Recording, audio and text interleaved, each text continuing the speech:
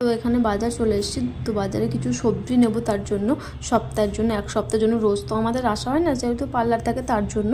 তো এই জন্য সপ্তাহে চলে এসেছি। আর এখানে দেখো অনেক সবজি বাজার। এখানে যেন বিশাল বড় একটা ড্রেন আছে। হ্যাঁ, তো এই দেখো বাজার চলে এসেছি বাজার করব বলে।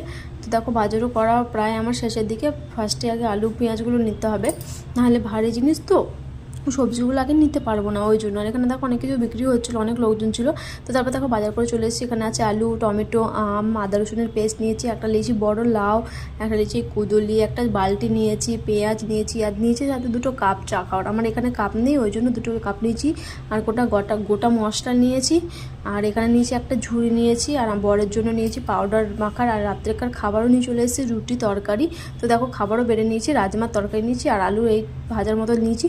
তো খাওয়া দাওয়া করে নিচ্ছি। এবার খাওয়া দাওয়া করে বাসন টাসন গুছিয়ে সব রেখে টেখে তারপরে এবার ঘুমোতে যাব, এই হচ্ছে কাজ। আর এরকমই। তো চলো খাওয়া দাওয়া।